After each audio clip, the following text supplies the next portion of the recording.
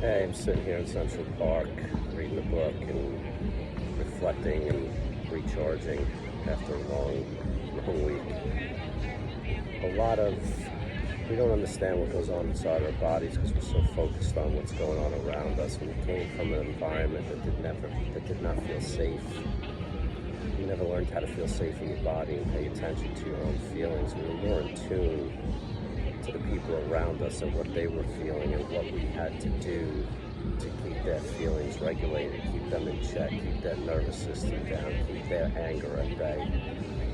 And when all that was done, then we had to find ways to matter. And we never really paid attention to our own feelings, our own emotions, and our own reactions.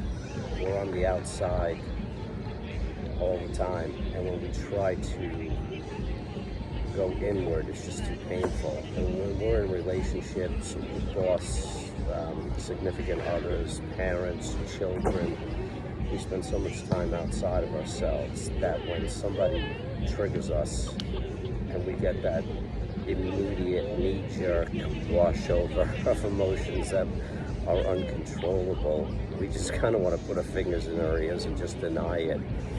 But all these years of not paying attention to our own feelings, knowing what our intentions are, what our expectations are, what we're looking for out of ourselves and out of others in our lives, the more we can go inward and start to understand our reactions and why we react and how we react and where those reactions come from, and start on that path to connecting the dots, is a good place to go for healing.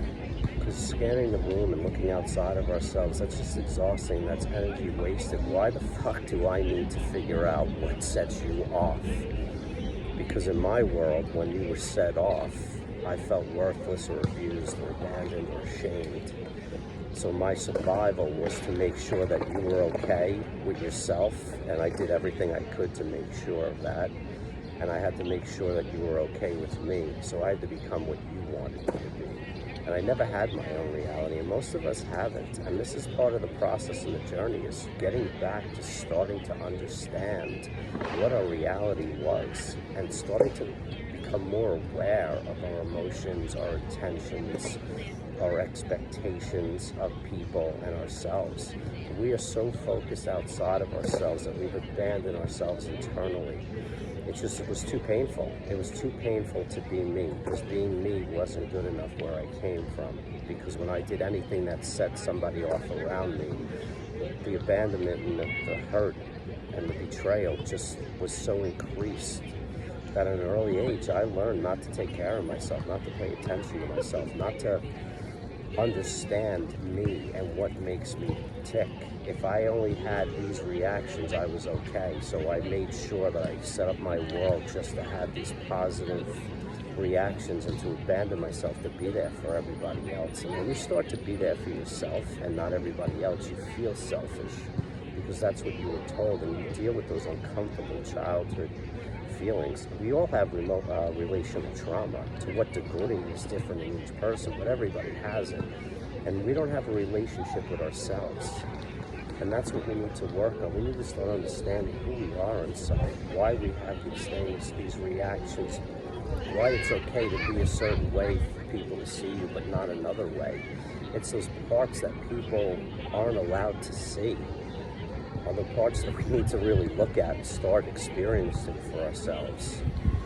This journey is inward. The only way out is through, and avoiding and letting go is bullshit until you actually get in and do the work and own the parts of you that you find unlovable and unacceptable. Making that shift inward is very difficult. It's not feeling protected. See, if I'm not worried about how everybody is around me, that's how I felt safe. So if I'm not doing the things that made me feel safe, I feel unsafe. I feel unsafe taking care of my feelings, understanding them, trying to get more awareness of what makes me tick and why. Not managing everybody else is not a safe thing for me. So I have to learn how to feel safe, not feeling safe. And I know it sounds crazy, but I have to move into places that are uncomfortable and fearful. And I don't want to do that. I just don't. start to pay attention to how your body reacts when you're around others, how much you're scanning the room, how much you're taking other people's inventory, how you realize that they know what they need and feel before you do. And start making that shift to paying attention, giving yourself that same attention to detail that you've given to everybody around you. All right, take care.